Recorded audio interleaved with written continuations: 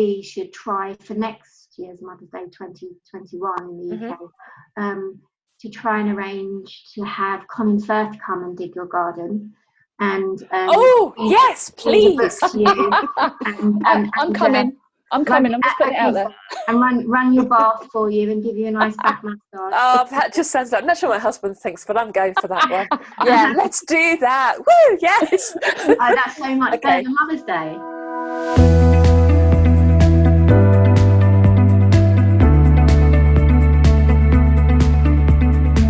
Welcome to the Full Stop Podcast with Sarah Lawrence from After the Storm, Berenice Smith from Walking Our Shoes, and me, Michael Hughes from Married and Childless.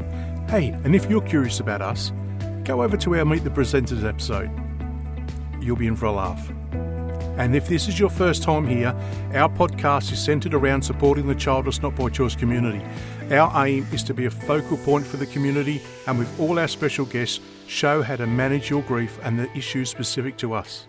And by example, show that a full and happy life can be had without children. Now, it's Mother's Day in the UK this month, and in this episode, we discuss how we manage our grief on this day with some very special guests.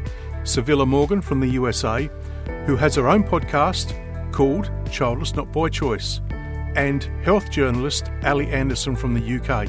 Now, we'll leave all their info in the show notes so you can check them out later.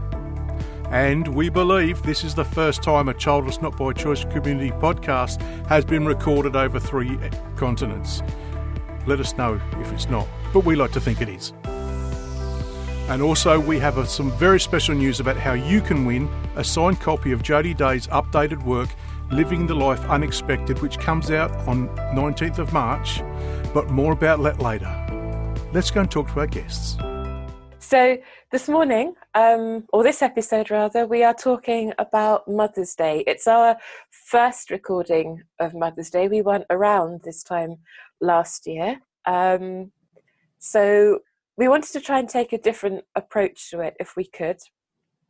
And we are joined today by Civilla and by Allie to talk about this. So Civilla and Allie, would you like to introduce yourselves to our audience? Civilla, would you like to go first?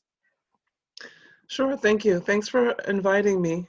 I know you guys didn't think I could make it by 5 a.m., but... That's amazing. Cuteness. Anything for our demographic, I say. But my name is Civilla Morgan, and I started podcasting about the childless not by choice. Should I call it? I don't want to call it an issue, but the childless not by choice demographic. And I did it because it couldn't be possible that I would be the only person going through childlessness and not being able to have children. All of the physical issues I was dealing with, and there was nobody to talk to. Everybody said, "Oh, I'm so sorry," but nobody really felt it.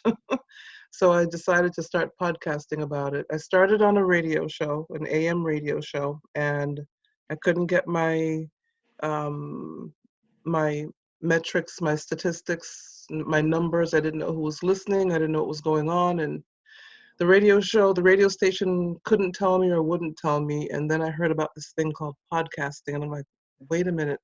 I can pay a fraction of the cost per month and get my word out globally? You've got to be kidding me.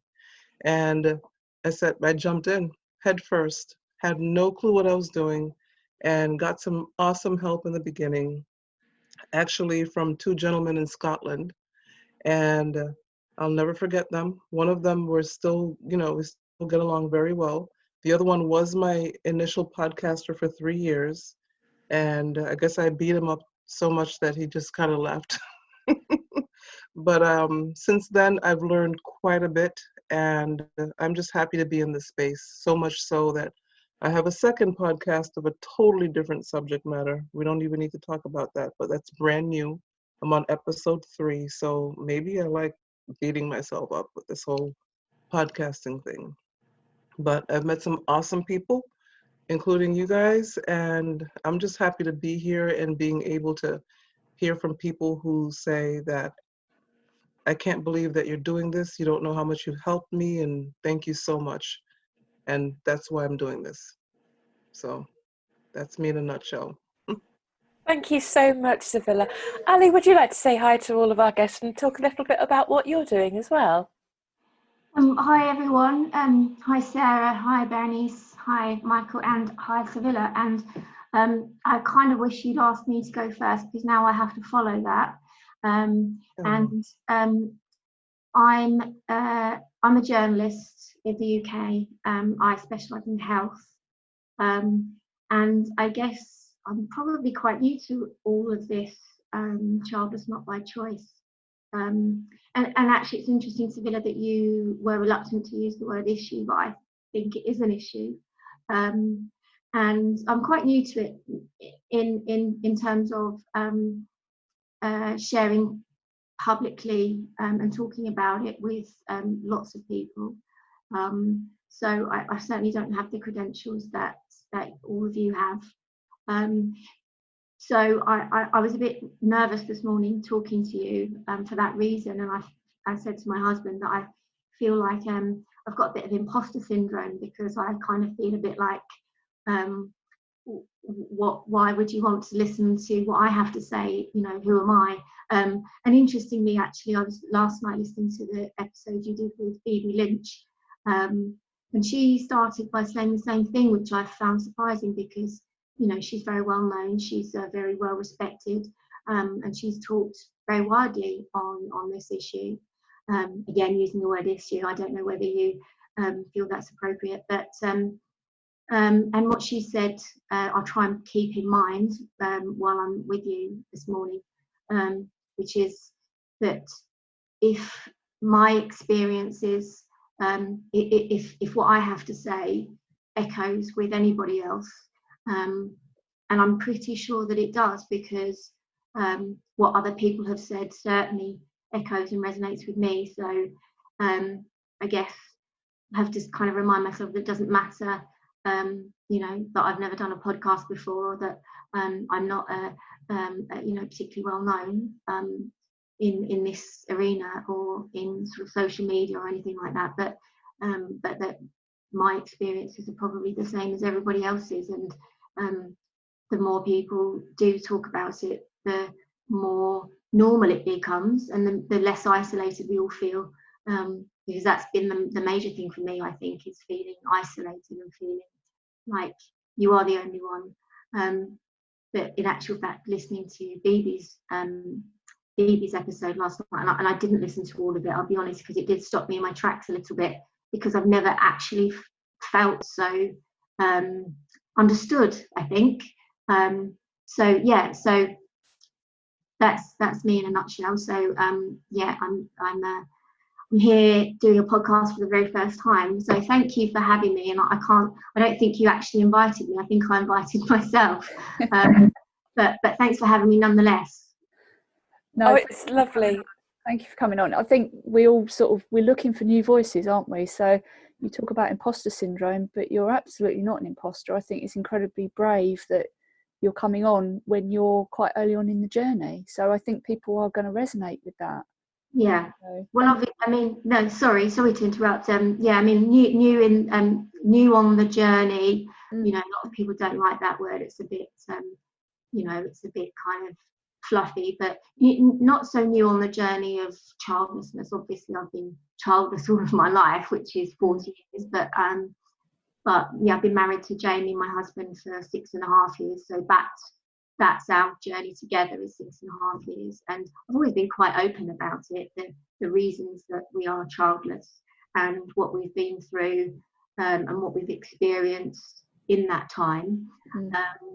But just talking about it with on this kind of platform is quite new, so I'm excited to talk to you, and yeah, just thank you for having me, and thank you for welcoming me with open arms. And I'd also just like to say to Civilla, she mentioned that she's up at 5 a.m. to do this, and I think that's absolutely incredible, because the one thing that I this is quite a flippant thing to say, but the one thing that I always am grateful for in being childless is that I get to have lions, And this morning, 10 o'clock for me on a Sunday, I can't say it was early, but it's certainly early for me to be up and about and actually doing things. So even more admiration to Civilla for getting up and doing this at 5 a.m.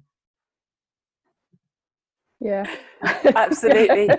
It's one of those things with the podcast, and we have to sit really carefully and work out what to do with timings, because of course Michael is in Australia, so for him it's late in the evening.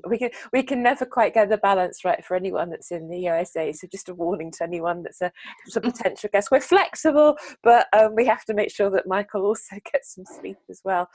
He's got some various timing contortions to perform next week for something that we're doing with More to Life. Oh, well done, so Michael. Thank you, Allie. So I'd like just to say this is our first time where we've been on 3 different continents all at the same time. That's amazing. Yay to us all. That's pretty That's cool. great. Love technology when it works. It does, yes. Yeah. And also that just kind of I think plays into how wide this community goes. You know, it's not just something that you know we have in the UK, that you know people all around the world are childless, and that just makes you realise how widespread it is, and yet all of us, I think, still feel that we are quite small in number. Absolutely. Yeah. I think we regularly, or Michael probably more than most, regularly looks at all of the Podbean statistics, and we joke about this quite a lot, but it's just seeing how far our reach is, and I find that quite astonishing. It might just be, say, 1 person, 2 people listening in a particular country, but that they're listening to us, and sometimes in unexpected places as well. But it's a worldwide issue, and cultural narratives around that is really, really important. You know, it's very broad. There's an awful lot for us, I think, to talk about and to explore with all of this. But I wanted just to go back very briefly to what you said about sharing your story, Allie. And I think that I know that when Bibi Lynch was the first person that I was aware of who was childless not by choice. I didn't even know that was the phrase when I came to the end of my IVF cycle. I didn't quite know I'd come to the end of it at that point, but it just sort of was. There was no great kind of ceremony or marker, but that it just happened. And I saw or read her article in, I think it was The Guardian. I'm sure it was The Guardian, which mentioned Jodie Day, which brought out this entire great big community, and I realised that there were other people there. So from the point of view of people coming onto the podcast, one thing that we've all talked about, the 3 of us have talked about a lot, is finding the small voices. There are so many people who, not small voices, that sounds an awful word to say, but new voices, because there's so much going on out there. We find that people are dropping us little emails to say, well, I'm doing this thing, but I don't know if you want to mention it, and I think it might be interesting. And it starts off very, very small, but becomes something very big because it matters to people. So absolutely, we definitely are looking for people on the podcast, guests who are starting off somewhere. That's what we're here for. I wouldn't say any of us feel like we're big names at all, but just trying to give a voice to people who are just starting off on this journey, who have something that they want to explore, a project, a blog, anything, or words to say, because every voice matters. And the one thing I think that's been so brilliant about the podcast is we're hearing more of those voices. We're getting people coming in and just saying, look, I wanted to share something with you. And that is just, it's amazing, because it makes you think, oh, there are so many people out there doing some amazing things, and everyone has something worthy of saying, because it's all different. You know, in our communities, we all have different approaches and different points of view about the issues that we have, whether they're issues, whether they're not issues. It's where they fit within what we're doing. I think it's amazing. It's fantastic to have Civilla here as well as a fellow podcaster, because I think people can often say, oh, well, there's another podcast. Great, excellent. We're all for that. The more podcasts about, I think, childlessness and about how we feel, the better. I think that's really important, that we share together and we learn from each other as well. Yeah, I totally agree with that. You know, I think I know the girls and I have talked about this, about the podcast being not about us, but about the community. And we are the, and Civilla's the same. We can be the conduit for so much to happen. Right. And the more we talk about it, the easier it gets for those. The more we can inspire, and so because that's important. Because as you talked about, Allie, it's you feel so isolated, and we've got to lead by example and allow people like yourself to realise that I don't have to feel that way. There are people out there that understand me. And so I'd just like to say you're in a safe space right now. And if at any time that you perhaps have said something that you want to not have in the actual podcast that goes live, please say, because we obviously have the benefit of editing. Okay, great. So take a deep breath, relax, Yeah. and come along for a ride and have a laugh with us all. Yeah, Okay. we're full of All right. giggles. You're allowed to swear. We don't mind the Oh swearing yes, either. please do swear. We don't please mind do. that. It's not an issue for us. We do. Yeah. We listen to BB's episode. We swear. Yeah. I wasn't Yeah. on that, so there I can Well, say that. But Sarah Potty Mouth Lawrence made up for you not being here. So you have that reputation every day. So- Yes, we have reputations to uphold, and you say lead by example, Michael. Yes. Anyway. Okay. So Mother's Day. Yes, Mother's Sarah, Day. do you want to kick off? Yeah, so we are all here to talk about Mother's Day, and that little conversation about community, I think for me personally, Mother's Day, I tried to put it to the back of my mind. I don't know about everybody else. I tried to ignore it, but it's one of those days. I think it's a bit like Christmas for me. It looms large on the calendar, and obviously you celebrate your own mum, but it brings up the fact that you will never be part of that club. So I actually find Mother's Day very hard to cope with. I sort of made light of it last year, oh no, it doesn't bother me, but actually it does. So I'm just wondering what Civilla and Allie, what you do on Mother's Day. Do you ignore it? Do you push it to the back of your mind, or have you got traditions that you do? How is it that you both cope with it? Should we go Civilla first, if you don't mind? Well, I learned from one of my interviewees, actually. So late in my life of my childless not by choice journey, that for me, I'm a church girl. I'm a preacher's kid. I'm a PK. So I grew up in church. So for me, I go every Sunday, not a big deal. As I started this childless not by choice journey, I realized that at most churches, they have the mothers stand up and they recognize the mothers, and then the mothers get a gift. And for many years, I just felt really salty about that, and I didn't know what to do. And then I interviewed this woman who has done a lot of work throughout the planet. And she was in her 70s at the time I interviewed her. And she just gave me my light bulb moment. And she was like, and she's a woman who goes to church. I mean, she works for an organization that that spreads, the Bible all over the planet. That's what she does. And she said, Civilla, you don't have to go to church. It was like a light bulb moment for me. I'm like, wait a minute, I don't have to go to church. And so I stopped going to church maybe 3 or 4 years ago on Mother's Day. And I started going with my mom to celebrate her, but I stopped going to my church because I just couldn't take it anymore that when they asked the moms to stand up, I didn't stand. And I knew some women who were like, well, I'm not a mom, but I'm standing anyway. And I'm like, that's not who I am. I'm not going to stand anyway, but there's got to be some way to fix this. And so I started talking about Mother's Day at church. And several churches changed the way they did things. And people who went to those different churches told me what their church did on Mother's Day. And I was like, somebody's listening to me. And so I'm going to do the same thing again this year. I'm going to spread the word before our Mother's Day here in the US that something different has to be done to recognize women who don't have children and let people understand how we feel when we remain seated, when the mothers stand up and they're given a flower or a mug. I remember one year when I first started going to this church that I go to now, and I've been there for about 10, 11 years now. I was sitting, and I was pretty new to the church.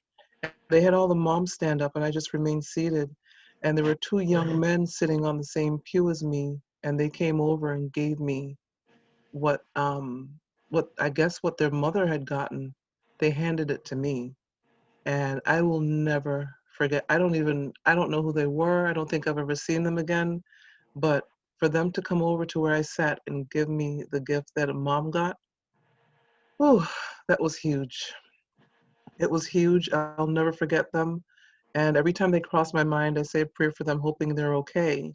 But in the meantime, I decided not to go to church on Mother's Day. And I've decided to just spread the word that it's not okay for some women to remain seated while others stand up. And I understand that the work of a mother is the most important work and job on the planet. I agree. I agree. But we're still women and we're still human. And we still, as one of my other interviewees has said, we still deserve a place at the table, however that place looks. And I am going to be outspoken and get on a lot of nerves and step on a lot of toes when it comes to this whole Mother's Day bit, because I'm sick of it. I can't do it anymore. I'm going to get the word out that there's got to be a way for all of us to feel included and inclusive. Long answer, but No, good answer. I love it. I love the fact that you're standing up for the community. So you mentioned there are a couple of other churches that do different things. Do you know what that looks like? I know that one church, actually the church that my brother goes to and his wife, they told me that they, instead of having just the mother's stand, they had the mother's stand, but before they had the mother's stand, they had the women who did not have children. They recognized them as well. They said something, and if they wanted to stand, they would, but it's also understandable if you don't want to be pointed out that you don't have any children. But they recognized the women, and a couple of other churches were that way as well, that reached out to me and told me what they did. The bottom line was that these churches recognized the women who didn't have children, instead of just pretending all women have children and that all women stood, when it was clear that some of us remained seated and looked like losers. That's how you feel. And it's something somebody said a little earlier, the brain is amazing. Our brains are amazing at making us feel like we're the only ones. And we have to fight that. We have to recognize that that's what's happening, because there's no way we're the only ones with 7 billion people on this planet. And then we have to make our brains recognize that there's no way. And that's why community, I think it was Berenice that said, community is so important. We have to be able to make people realize that there is a whole community, as I like to say, existing in plain sight. And so we have to get the word out. That's my passion and my compassion. But to answer the question, the basics of what I heard from these different churches was they recognized the women who didn't have children. Well, I mean, it's difficult, isn't it? Because I think regardless of how they recognise it, it's still difficult to cope with, I think, on Mother's Day.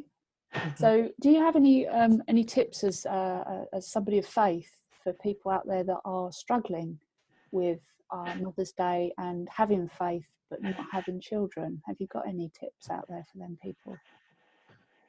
I'll be honest, I have my moments. Even as a person of faith, I have my moments, and I had them more so earlier on than I do now.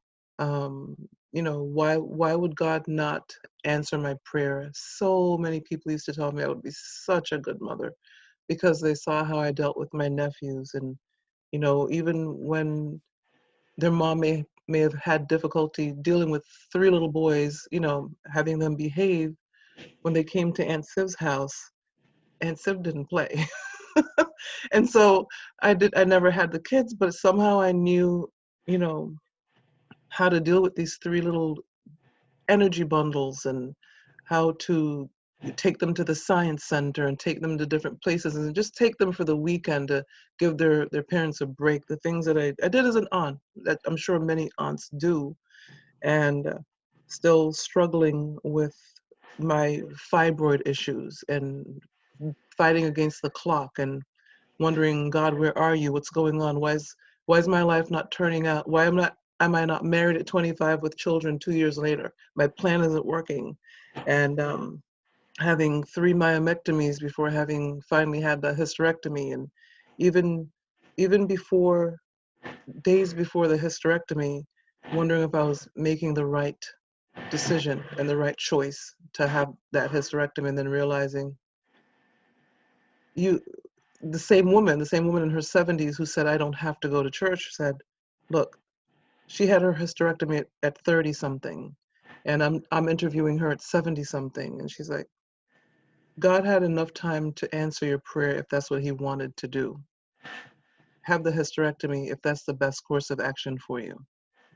And it was so freeing to just, be able to talk to somebody who made it to her 70s and still trust that God knew what he was doing, and still had the right attitude, and just realize that, whether you're a believer or not, the Bible says it rains on the just and the unjust. Just because we're believers doesn't mean everything's going to happen for us and go the right way for us. We're still living life, and that's just how it is. And we just have to not cop to,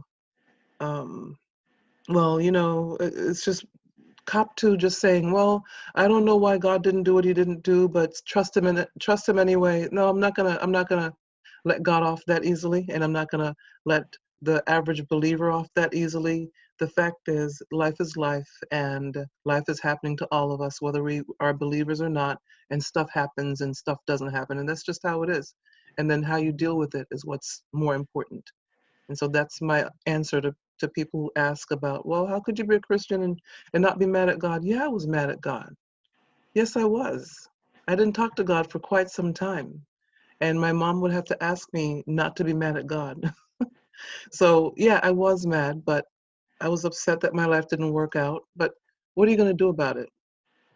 And I decided to just keep on going through and talking to people and encouraging people in this space. And the people who didn't get it, well, you know what? Too bad. I'm going to go through anyway, because this is the life I'm living. I'm not living your life. You're not living mine. This is my life, and I'm going to do the best with it that I can. So that's what I've chosen to do. And so, yes, I talk to God now. We have a conversation, we have a relationship, but I realize that he just didn't feel like this was for me for whatever reason. And so that's it. Got to go with the flow.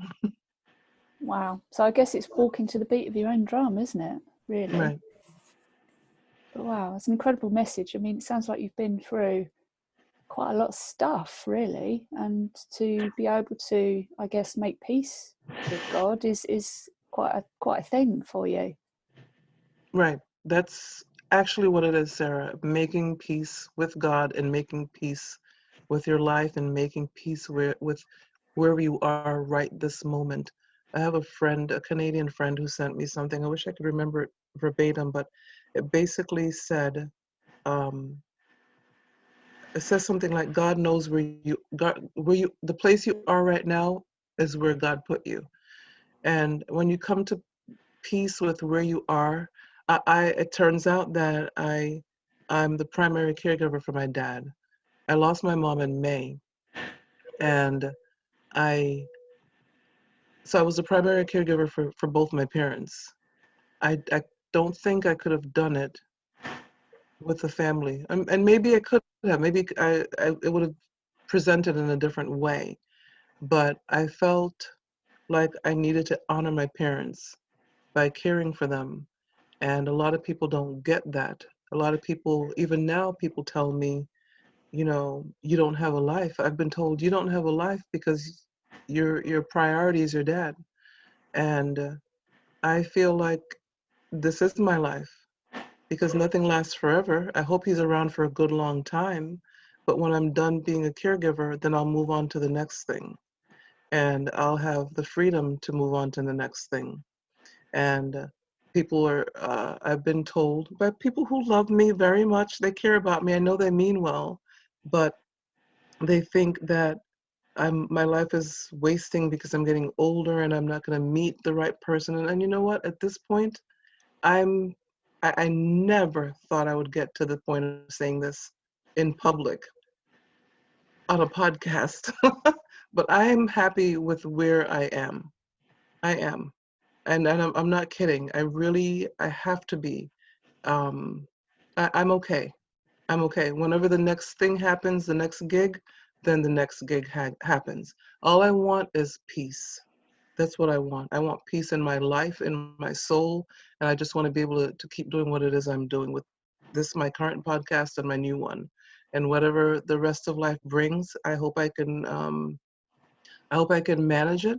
But the key is to be happy. I know some people, um, happy mean different things to different people, but I'm happy with where I am right now. That's just how it has to be. It is what it is. And I'm enjoying taking care of my dad and interacting with him in a different way because my mom isn't here. And I'd give anything for one more day with my mom. She was my best supporter, my best friend, my best everything. And so I would give anything for her to be here still, but I'm also enjoying interacting with him in a different way. And also, of course, having to deal with his grief, because they were married for 53 years. So long answer, but I think we have to get to the point, and it takes time. It's a journey. You can't push anybody, but we have to get to a point where we have to realize it's going to be okay. It's just not turning out the way, or it turned out the way we wanted or expected, but it's okay. Yeah, top. I think that's a top message. It is. It's. I guess it's the kind of like the Holy Grail, isn't it? Acceptance of where you are. Right. So Right. it is, going through your journey, as you say. I guess this Exactly. year as well just has an extra level of resonance there for you as well, Civilla. There's lots of people I know in our community struggle with Mother's Day for the reasons of their own grief, but also that they may be estranged or they may not have a mother in their life too. So we have to be mindful that there are different levels of pain that we can go through as well.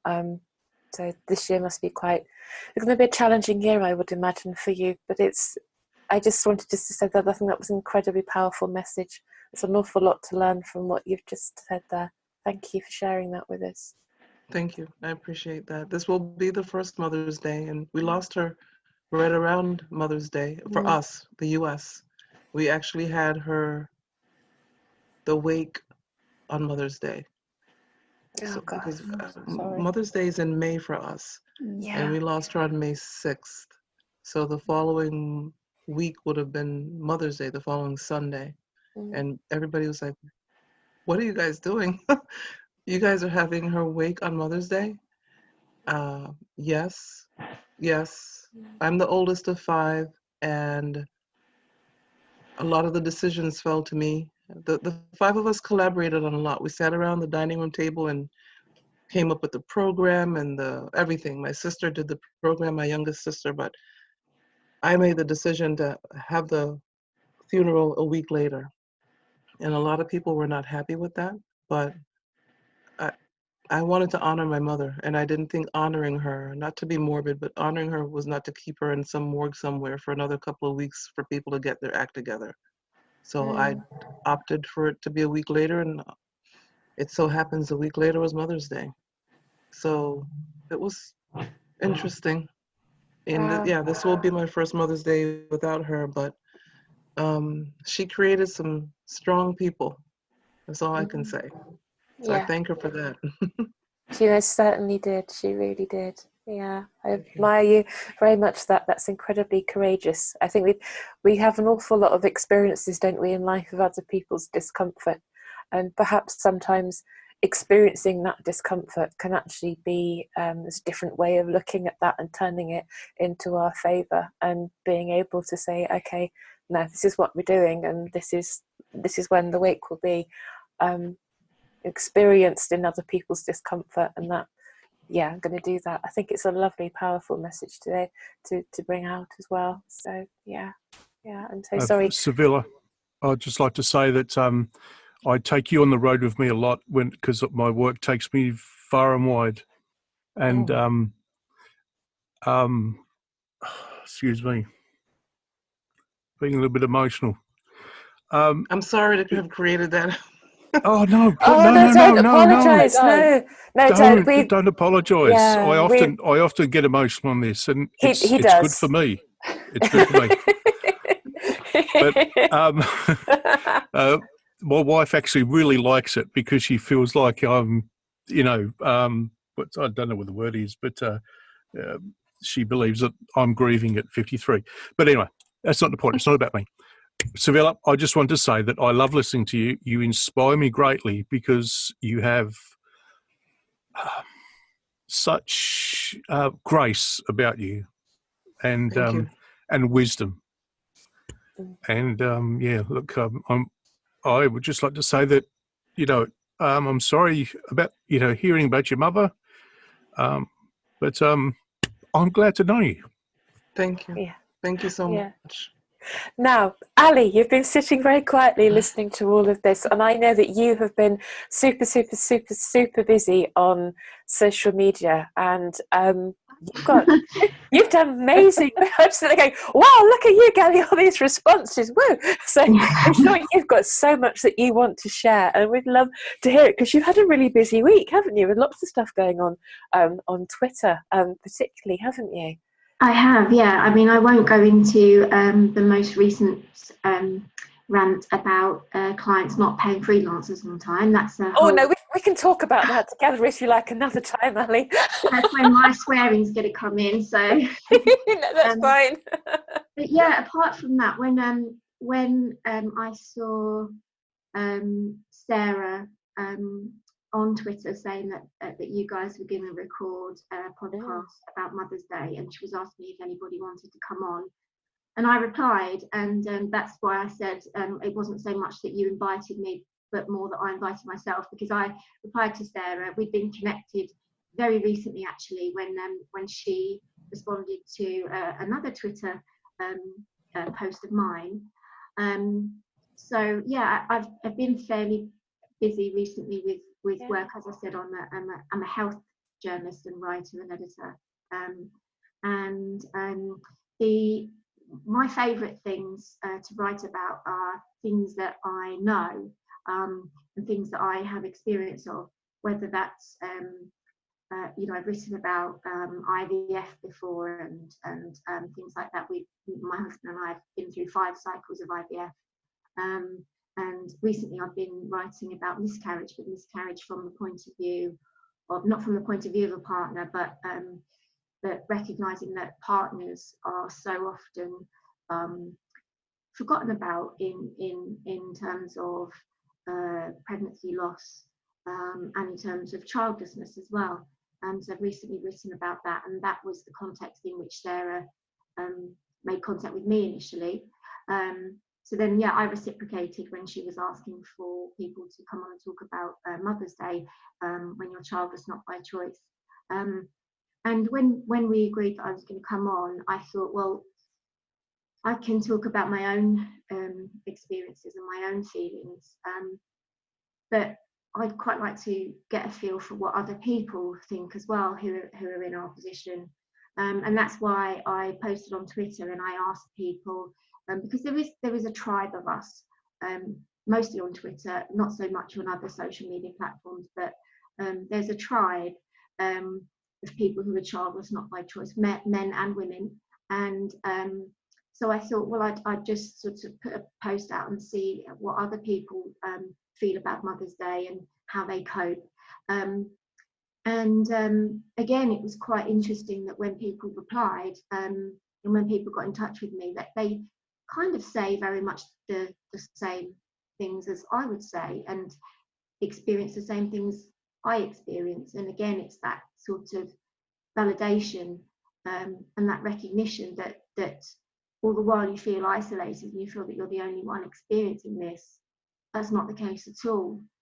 And it's Mother's Day is one of those days of the year when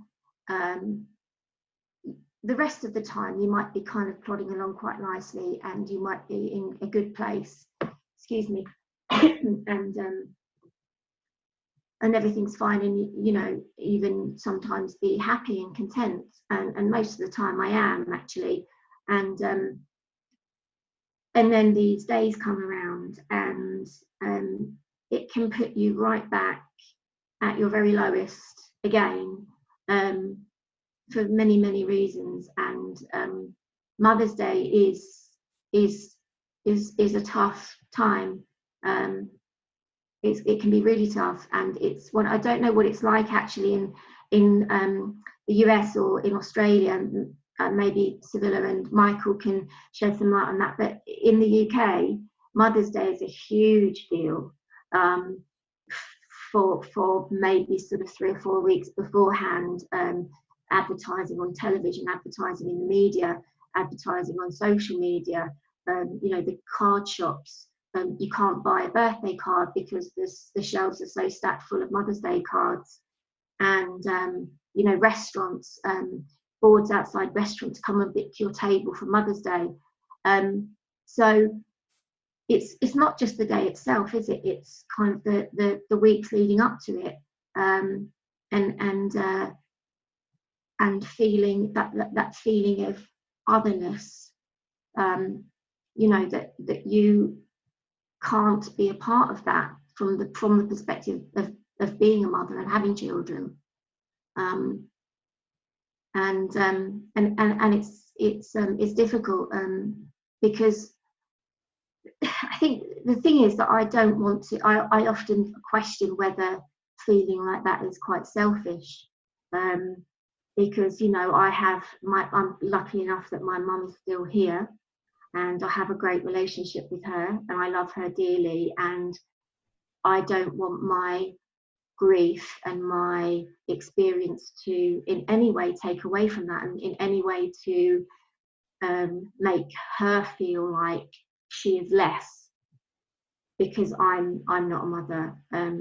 She is as much a mother to me as she is to my sister, who has 3 children, and that will never change. And also, one of you talked about, I think you, Berenice, talked about women, people who have had children, and well, you mentioned about people who maybe have lost their mothers, like Civilla. I'm really sorry for your loss, Civilla. Or people who don't have a relationship with their mother, or for lots of people find Mother's Day difficult for lots and lots of different reasons, not just because they want a child, it's not by choice. And so sometimes I feel like, is it selfish? Is it selfish to feel like that? Because I don't want it to take away in any way from people who deserve to be celebrated. But it can be very, very difficult.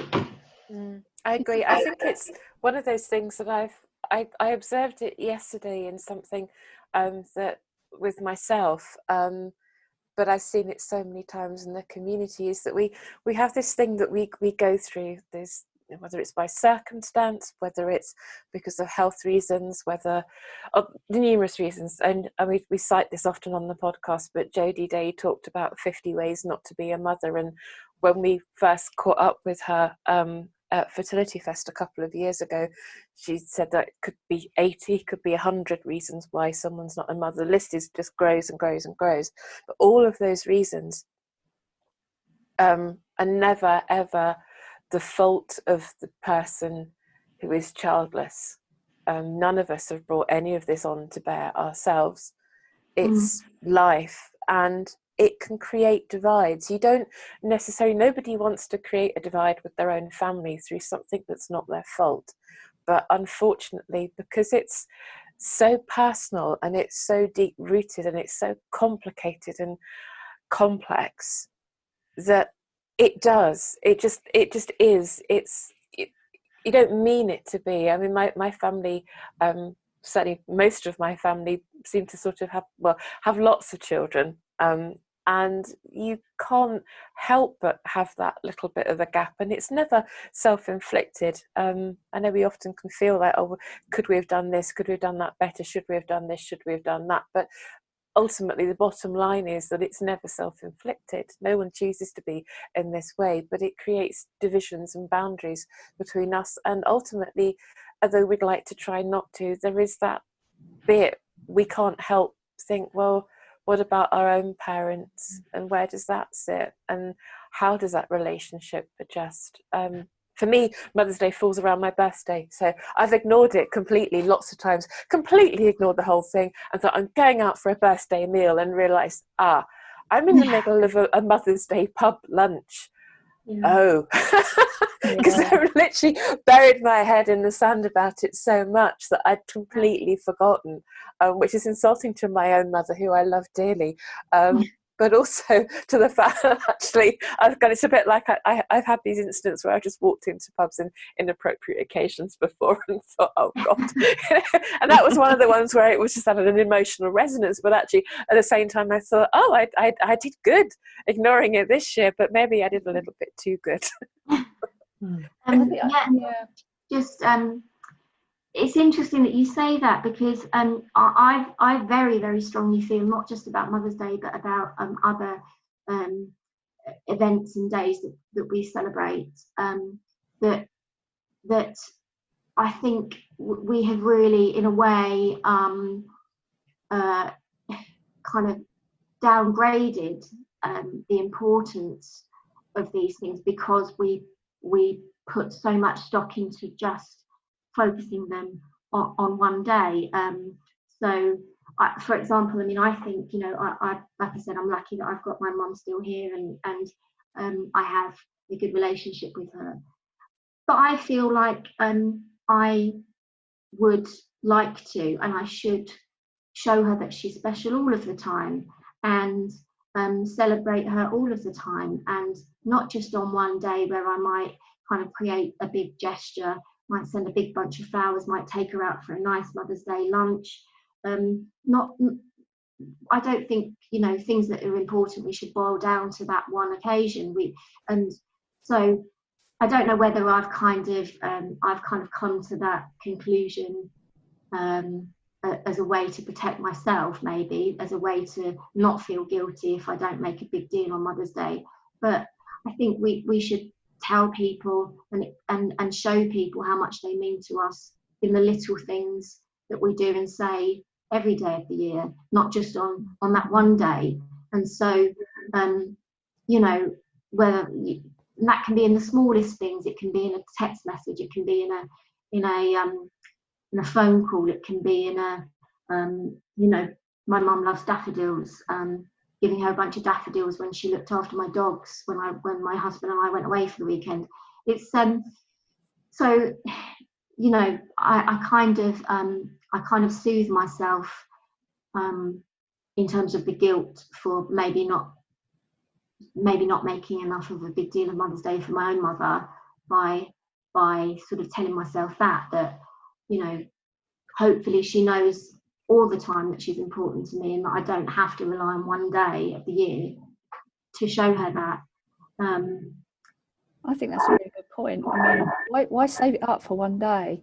Especially, I mean, it is going to sound selfish, but I struggle on Mother's Day. So the last thing I want to do is stroll into a pub to celebrate Mother's Day. Yeah. So we tend to, I hope Mum's all right with this year, because I haven't checked it with her. Kind of put it off for a week and then do it our own way. Because I don't necessarily feel that going to the pub for a designated 2-hour stint, for a meal, is necessarily a good way of showing your mum that you love them. Yeah. You can show them all the year round, like you say. It's the little things, isn't it? It doesn't necessarily have to be one big gesture that you save up, especially for those people that are struggling with losses. It can be really difficult for them seeing that. Yeah. Day, can't it? So Yes. I agree with you totally. Do it all round. I'm like you, Sarah. I struggle a lot on Mother's Day. I find it really difficult.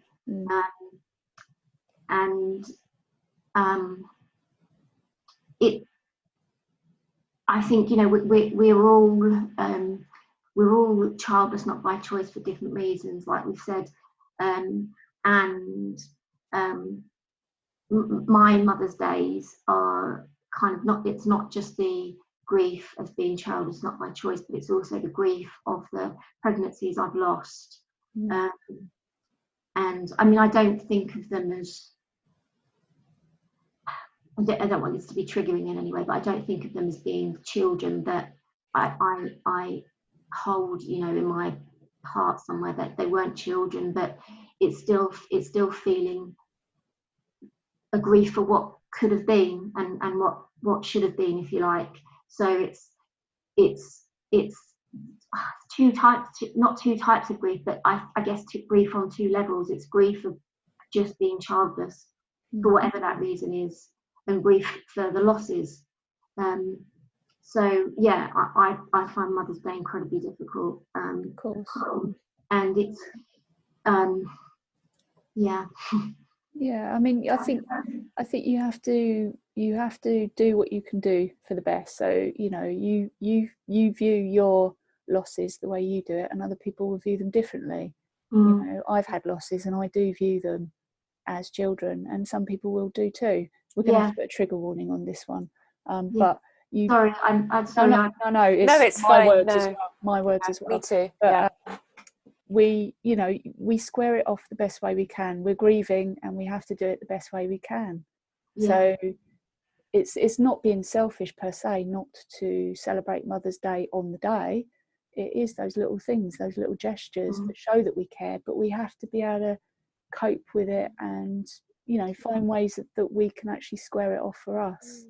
It's a bit like when I put a post on the podcast news yesterday, Friday I think it was, and it was about my birthday and the issues I'm having around my birthday. And one of the things that I put in that was that I don't necessarily want to particularly celebrate my birthday because it's other stuff, little bits, other things matter more. And I think that's as true with Mother's Day. It's other stuff matters more than that. It's remembering somebody if there is an estrangement or a loss. It's when, for me, it's little things, it's stupid things that I can remember. My mum is still here, and we talk often, but it's hard for her, I think, to understand what I go through. It's different, and it's very difficult for her. She certainly had expectations of having grandchildren, in the sense that people expect that she and my dad are grandparents. They are not.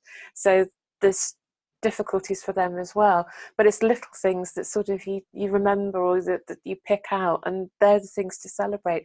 I think that sometimes we have to almost own our grief. That's the wrong word. I'm sure Sarah will have a better word for this, or Michael, but it's that not owning your grief, but it's taking hold of that, because I think that it's so unique, because we don't talk about it enough, and thank goodness for podcasts and people talking more about this. I agree that Twitter, I think, is quite vocal about childlessness, but it's finding that support network and being able to sort of hold that grief and come to terms with it, but you carry that grief and recognise we carry that grief, and not let it dominate us too much, but also know that there's some stuff we just can't do.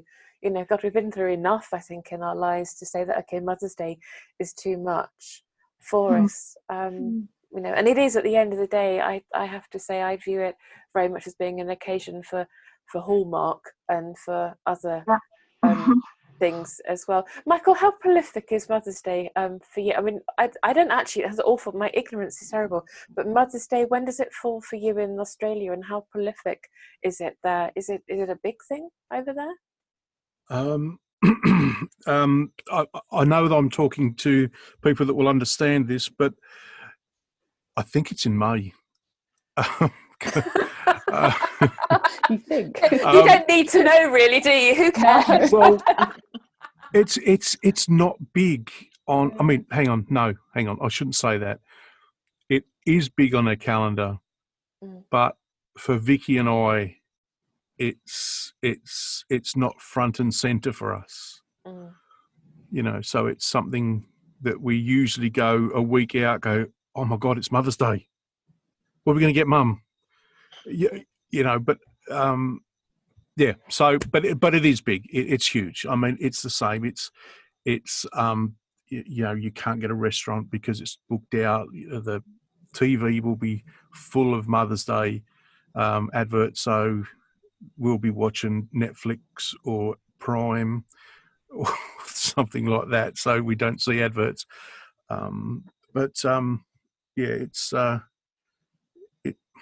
It's something we don't look forward to, but at the same time we don't seek out, if that makes sense.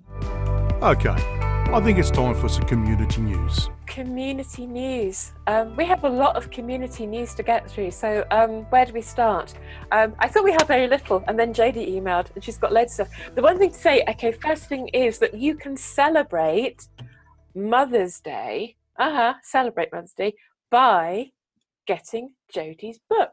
Okay, so Living the Life Unexpected, How to Find Hope and Meaning and a Fulfilling Future Without Children is going to be published, or is reversioned, with some little words in there from possibly Michael and from me, and probably a small bit, but we're in there anyway.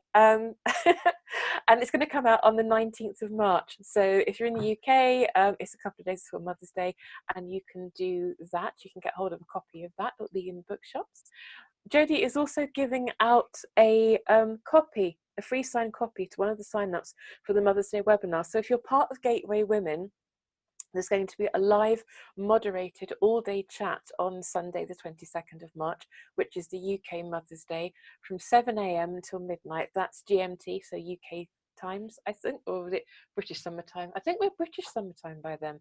I don't know. Either way, 7 a.m. The first month's membership to everybody is free, and it's for women, and new members can join at www.gw-community.com. And that's going to be all day. There's also going to be a webinar, Coping with Mother's Day, which is going to take place on Saturday the 14th of March. And there's a time to be confirmed for that. Jodie hasn't confirmed that with us, but we'll try and remember to put that out on our social media. And of course, it'll be on the Gateway Women's social media too. And it's probably going to be around 4 or 5 p.m. UK time.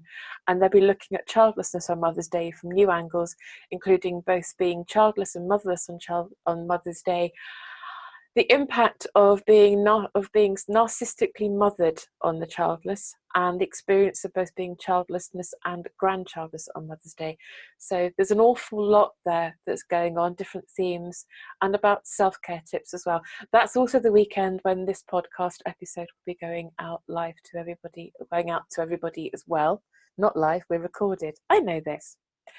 What else have we got? Saltwater and Honey. Saltwater and Honey also do a podcast, which is fantastic too.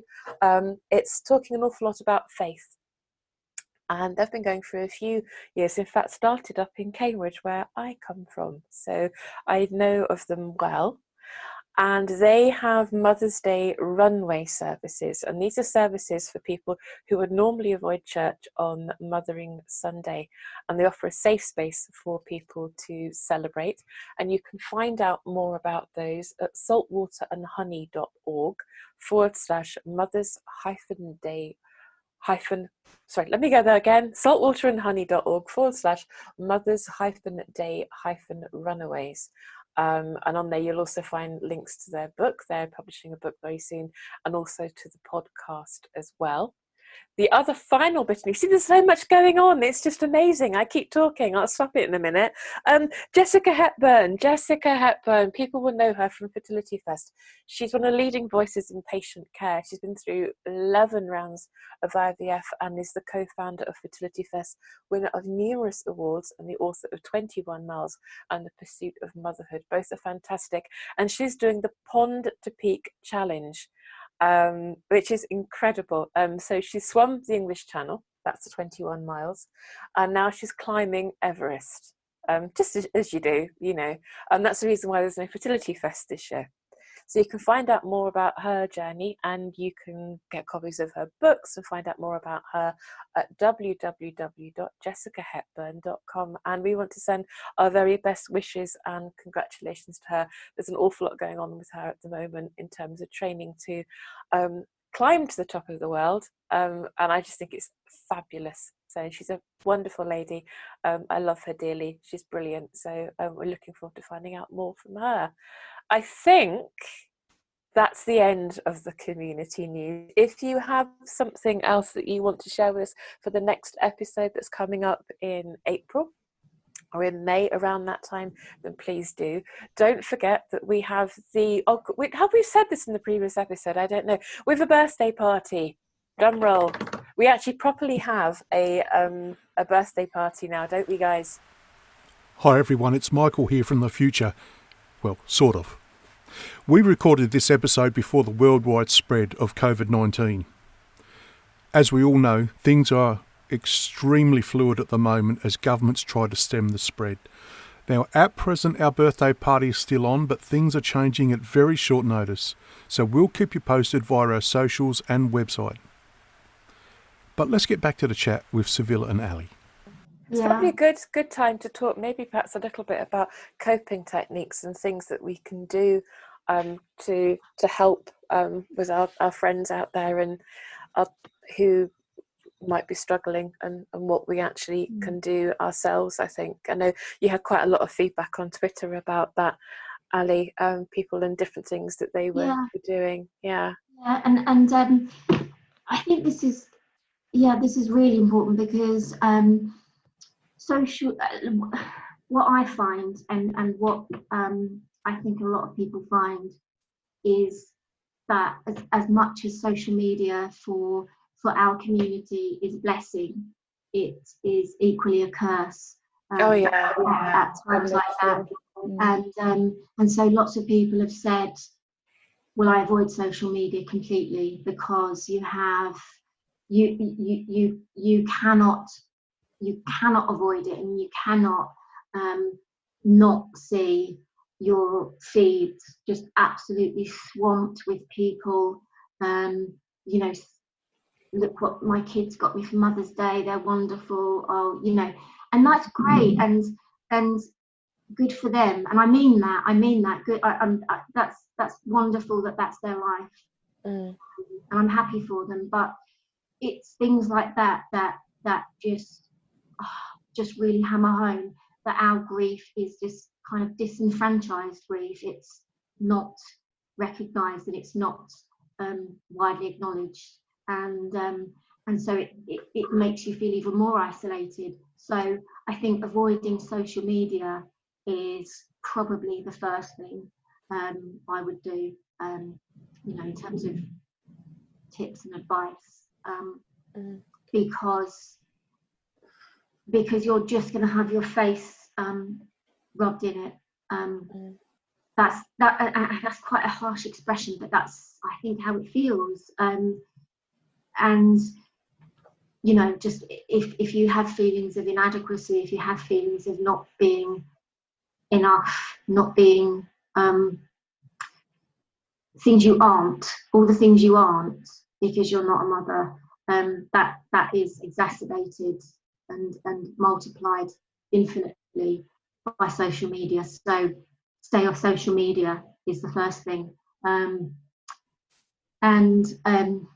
Also, people have talked about celebrating their own mums, which I would do, maybe not on the day itself, but maybe a week before or a week after or whatever. And I think the most important thing is self-care. So do things that bring you joy and bring you happiness, and indulge in those things. And for me, that's just really simple. It's spending time with my husband and my dogs. Maybe going for a long walk with the dogs, and then just sitting on the sofa. And like you said, Michael, it's Netflix or Prime, so you don't get the adverts. But yeah, just doing things or doing nothing if that's what brings you joy, and that's what brings you, or even just brings you a feeling of being okay and not being inadequate and not being sad and not being full of grief. Just self-care, that's it. I mean, light a scented candle, or buy yourself some flowers, or just look after yourself, and however you do that. Absolutely. One of the things that I was looking back on the Walk in Our Shoes blog, because I remembered as you were talking that I wrote about it a couple of years ago now, and things I'd done on Mother's Day. Some of it's quite bizarre. It's like, oh my God, this is like it's a while ago that I wrote this, but I remember I was watching reruns of Pride and Prejudice, the Colin Firth version. Now, Sarah's putting her fingers up and thumbs up at me because we were talking about this the other day. But we were watching, was like, which is your favourite? So yeah, watching reruns of Pride and Prejudice with Colin Firth was a date. That was what I wrote, and that's a date in my opinion, apparently. And I think that's a good one. So invent a diary day. I mean, here's the thing. Okay, so on Mother's Day, it's kind of, because the other thing to talk about, I suppose, is that we may get invites to things. We may have well-meaning siblings and cousins and whomever going, oh, we're going to do a big thing for, Auntie so-and-so, or for Grandma or whatever. And you think, oh gosh, well, I definitely haven't got anything to do because it's Mother's Day and they all know that I don't have children. So, okay. And sometimes you may not be comfortable about explaining that grief to people. So what I had written was that invent a diary date. Reruns of Pride. I have a date with Colin Firth. That's okay. You can say that. Well, maybe not the Colin Firth thing, but he is now single. But you can. Sorry, Colin, if you're listening, which you're probably not. But you can have these dates and say, right, okay, I'm doing something else that day. Going out for a walk with your dogs is, in their little doggy minds, it's a date. I mean, I'll be going out for a walk with my dog. It's a date with her. It's what I'm doing. Taking your mum out on another day, I think, is another thing that you can do. As you've said, Sarah, do it a different day, do it the week before, do it the week after. Do something different. My mum doesn't like the faff of Mother's Day particularly, but I do feel a bit like I let her down by just putting a card to the door, but we'll do something else. And the other thing that I have a date with is my garden, and with books as well. So I go out in the garden. I find that, going out and digging the garden and planting stuff, or doing anything that I can, and seeing the plants come up later in the year, but also having a bath at the end of the day, because usually I get chronic backache at the end of doing anything in the garden, is also something to do as well. And I think books are good because you don't get dragged into the internet. You dig into a book. You're not, unless you want to know the ending or what everybody else thought, then you're very, very unlikely to go on to the internet. And the other thing to say is think of it in a more positive way, which is that in the USA, people spent $23.6 billion on gifts for Mother's Day. And you think, oh my God, but actually in amongst that, that's probably helping a lot of small businesses to survive. So think of it in that way. It's good, it's commercial, a lot of it's complete pat, but probably there's an awful lot of local small businesses out there who think, oh, thank goodness for that, someone's going to buy some stuff. So maybe that's another way to look at it, which is Can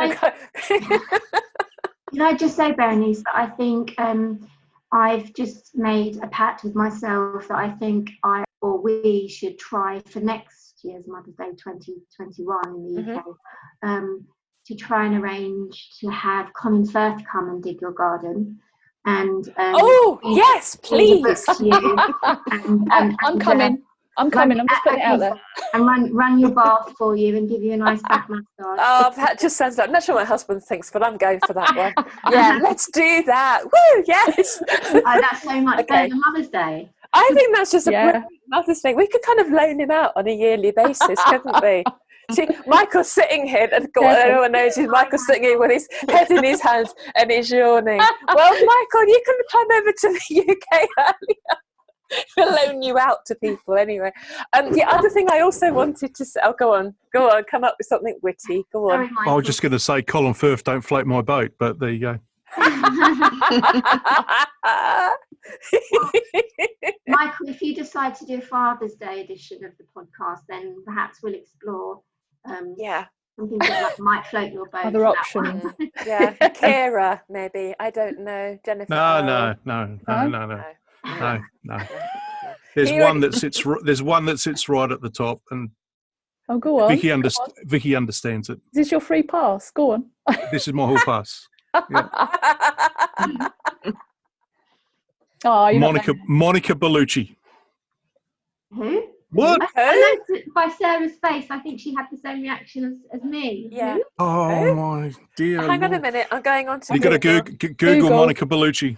I'm looking now. We're all going, oh, there's she, Monica Bellucci. Let's investigate Monica Bellucci. Monica Bellucci, Italian actress and model. And she was the oldest Bond girl, by the way, as well. Oh, okay. In the last one. What was it called? Okay. Can't remember. Spectre. I don't know. Oh, okay, yeah. Because the one girl called Berenice. I was like, yay, Berenice.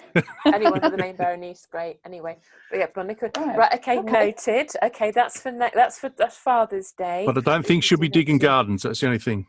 It doesn't look like the sort. I think Colin possibly could be a bit of a push, but whatever. we can do. The other thing also just to say as well is that Mother's Day and social media hide people, so you can snooze people you think, oh my god, they're going to be there, snooze them. You can also have different accounts. I openly talk about this. I have 2 different Facebook accounts, where I have one that is entirely for my friends who are childless, and I have another one which is for family and friends who are not. That helps me just balance things out. I can go in when I want to on one and not on the other. You can also opt out of mailing lists as well. So I don't know who's doing it this year, but I know that in the past, Bloom and Wild have, Marks and Spencer's, the Isles of City Flowers, Superdrug and Pump Street Bakery have also done that. I've just got rid of Etsy in my inbox because they've already started on an hourly basis, I think. So I've just unsubscribed from them, and I will be sending them an email. I wouldn't.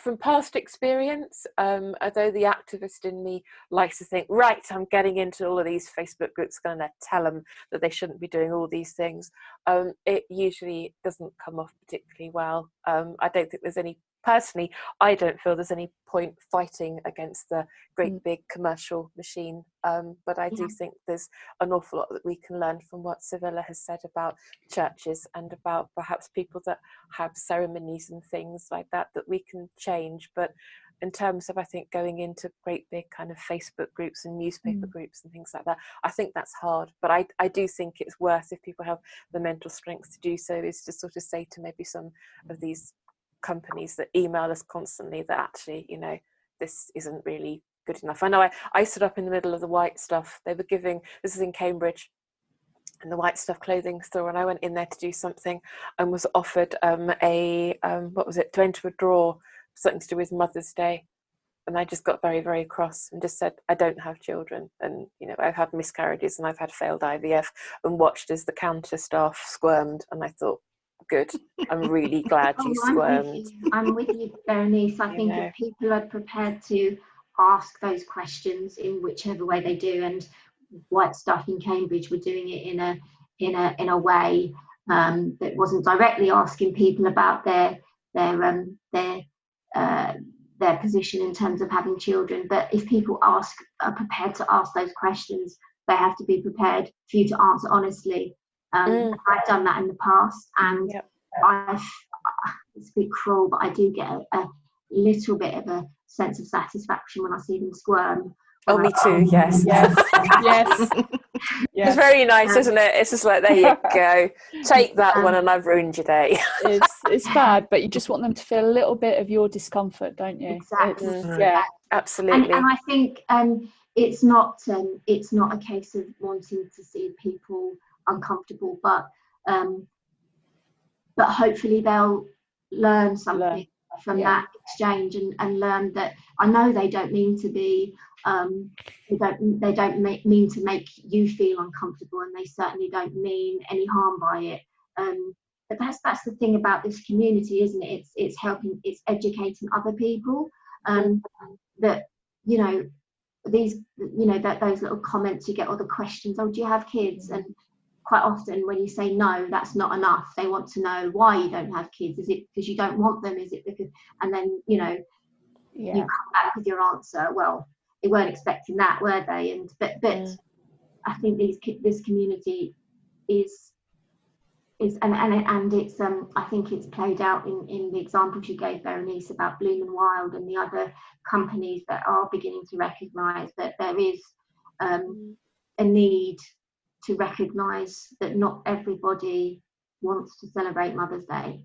Yeah, absolutely. And so if we can not just make each other feel less alone by talking to each other and having this community and having the tribe on Twitter, if it can also help everybody else to just understand a little bit and maybe be a little bit more sensitive, a little bit more compassionate, then it can only be a good thing. I think that's it. Yeah, I think it's just being a little bit kinder. I think the other thing to say is that it is just, I like to say it's one day. It doesn't feel like one day. It feels relentless, but it is one day, and the following day it's all gone, it's over. And I think each year on year, I think we all learn a bit more about ourselves and about how the commercial it is. It's very much the whole meaning of it, I think, certainly has been, by commercial companies, has been lost somewhere along the line. And the actual meanings of Mother's Day are, I think, very important to pick up on and to understand that and why that matters. But it is one day, it will pass. The other thing I suppose to mention is that, you know, if anyone is out there struggling and wants to have a rant and wants to write something or record something, then you can do that and share it with the podcast here. We really don't mind. Do that, share it with, you know, there's numerous podcasts out there, including, of course, Civilla's as well. But, you know, if you want to write and rant and do something and share that with blogs, with any of us, we will have our own projects outside of the Full Stop podcast, but the Full Stop podcast can do that too. That's okay too. You might just feel a little bit more better. It lets it out somewhere along the line, and can make us feel a little bit more released, I think, somewhere along the line too. So that's okay. It's just quite good to, I use journaling a lot. It's actually a technique that they use in counselling a lot as well, because it helps you find the words and it helps you, I guess, release the valve on some of the toxicity. I remember, you know, I've written journals for a few years now since the childlessness, and I'll be honest with you, I've never gone back and read them because I know they are just so toxic. But if you are struggling, then journaling can help you find the words and it can help you release some of the emotions around it. I think that I agree with that. Sorry, Allie, I just wanted to... No, you go. Sorry. And Allie, I wanted to say thank you for your condolences. I know it was a little bit back, but thank you. Oh, no. And I wanted to say that journaling, I totally agree with the journaling. I have 3 or 4 different journals going at the same time, depending on the subject matter. So journaling is important to get the word out, to get it out of you. If you can't talk to anybody, you don't feel you have anybody to talk to, I think writing it down is like the closest next best thing to do. Yeah, I don't, sorry, I'm a bit conscious that you're hearing a bit too much of my voice, sorry, but I don't journal, but being a writer, I'm lucky because it enables me to explore some of my experiences through my work, and when I write about things like this and other things that I've experienced. So and when I do, it's very cathartic, and so I suppose it's the same as journaling in a way, except that, you know, sometimes I do go back and read it. But Michael, have you got any, just thinking about going back to Mother's Day, have you got any tips for partners for helping and supporting people going through Mother's Day? I guess I'll just say some of the things that I've done in the past. Very mindful, you know, about the day. So I do a lot of things to distract Vicky. So one of our things is, I might just say, come on, get in the car, we'll go for a drive. And Vicky will be having a no social media day anyway, because that's what she does. She doesn't want to see all the posts, and then we'll just go out for a drive, and then we'll probably pop over to see my mum in the afternoon, because we don't make a big fuss about it. I think it might be that remnant of that English thing about not making a fuss, but having said that, going back to something that Allie said, is that, see, my mum knows, she knows that I love her. She knows that Vicky loves her. I mean, we've been together since we were 16. So, she, as Vicky said, she's my mum too, because her mum's passed away some years ago. So, yeah, we try and keep it very low key. So from a partner's point of view, I think for me, it's distraction is a great tool. But that works in a positive way, in that Vicky knows that I'm doing it, and I don't it's not like I'm doing it in secret. So she's now thinking, he's thinking about me. And that obviously creates a positive spin on the day, because she feels supported. And,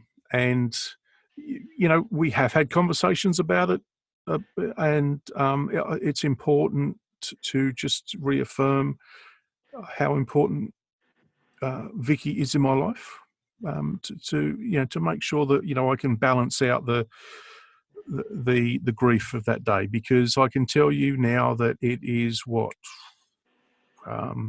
53 now.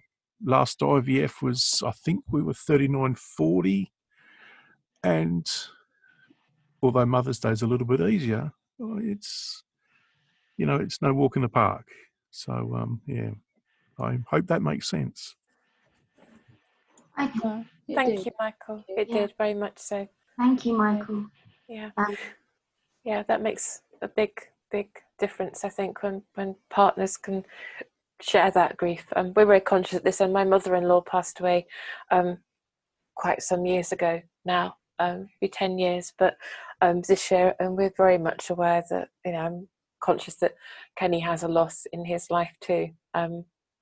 So yeah, it's a day that we don't really engage with at all, apart from really covering it on the podcast, and it's not something that I really get too involved with at all for those reasons. So, yeah. No, we don't get involved either. Obviously, it causes me immense discomfort. So the social media goes off, as you say. TV doesn't go on. We go out for a walk, or we play. We're quite geeky, so we play a lot of board games. We don't obviously do family stuff. I might send my mum a text and say, thinking of you, love you, whatever. But if we're going to celebrate it, it's a different time. I've got to be honest as well, it's a lot cheaper if you do it a different weekend. So that is also true, money isn't it? Conscious. It's like New Year's Eve, isn't it? And you go to the same sort of pub that you went to the night before, but this time it's got a doorman on, and they charge you 10 quid for the privilege of going into the same place that you went in the previous night for free. But there we are. Thank you ever so much, guys, for joining us today. Thank you so much, Civilla. Thank you, Allie, for being part of our podcast. We would absolutely love to have you back with us at any time that you wish to come on. We've got loads of things coming up. We keep moving our episode slots around a bit, because we were going to doing a men's episode this time, but we had difficulties with getting everybody on the same time zone, because it's that whole thing about going across the continents, and then we thought, oh goodness, Mother's Day, we can't really miss this, it's too important to our community, and that's what we're here for. But I hope your experience was good, Allie, and that you enjoyed it. It's been very, very positive, and if I can sum up how I felt about it, it's that I don't feel like an imposter anymore. So thank you. I am so pleased. That's wonderful. That's brilliant. Because you're not. Honestly, you're not. Gosh, we go through enough kind of pain and agony to I think we've experienced enough in our lifetimes and all our different journeys to never feel like an imposter. Everyone in our community that listens to us has a voice that's worth hearing, in our opinion. That's how we all started out. We just sort of thought, oh, okay, we're going to do this thing. And I know from my experiences when I've been doing Walk in Our Shoes, it feels a little bit kind of I think when we blog and when we write and do things, it sometimes can feel that we don't tend to get a voice back. And I know that I went to Fertility Fest. That was when I met you, Michael, you and Vicky that year. And I stood on the stage at the Shepherd's Bush and did a little talk that we were all invited to do. And people came up and said, oh, well, we follow you, we do this. And you said, publish this story, and that was this and this. And I've written, and you did that. And sometimes it can feel quite isolating. So what I'd say to all of our listeners out there is, if you've listened to the podcast, if you've read Allie's words, and if you've listened to Civilla, then do say thank you if you feel that you can do that, because it means such a lot to everybody out there. It really does. We all kind of go a bit kind of like, wah, and get a bit stage fright when we get feedback, but it is just such a rewarding thing, because it can often feel, I think, that when we're talking and when we're doing all the things that we're doing, that we're never quite sure who's out there listening. So it's always lovely to get feedback. I hope you don't mind. Could I just follow that by saying from me, thank you to Civilla as well, because I'm agnostic, so I don't have the same approach to childlessness as Civilla does. But Civilla, thank you for talking about your experiences, and I found when you talked about remaining seated, those two words just resonated incredibly, and I found it really, really useful listening to you, and you talk so eloquently, and even though we're on opposite sides of the world, and we have different experiences, we have very much the same experience as well. So it's been great to be on with Civilla as well. I feel kind of humbled. Well, I'm humbled to be here. Thank you so much for that, Allie. I appreciate that. And Full Stop Podcast, you guys are awesome. Thank you very much for inviting me. It's an honor to be here. Truly, it is. I appreciate it. And I'm just enjoying the work that you're doing. And I'm just looking forward to collaborating even more in the future. And thanks again for really for having me. Thank you. And I think this is. Really are. I think what Civilla said is important. It's about collaboration. I think as people that are, I use this term loosely, but we who are trying to lead the way, I think it's important for others in the community to see that collaboration, because it will help break down the silos that we all build around ourselves to help cope. And we all know, because we're sort of ahead of the journey, that we need to break those down so that we can be we can be stronger together, right, as a community. Agreed. Yeah, agreed. No, thank you both for coming on. It's been absolutely fantastic. Civilla, your words are just so powerful, and I love your attitude, girl. You're rebel like me. Yeah. Yeah, we're going to make a voice. We're going to make it heard. Yeah. We're all team together. We are team together. But thanks for getting up early too. Oh, God, yes. Yeah. Oh, wow. It was worth it. Yeah. And that's where we're going to have to leave our chat with these lovely ladies. As we said before, all their contact details will be in the show notes. Now, if you want to win a signed copy of Jodie Day's book, pop over to our website and sign up for our newsletter by the 22nd of March, and we'll do the draw on 23rd. Good luck to you all. And lastly, as always, it's important for us to let you know that you are not alone.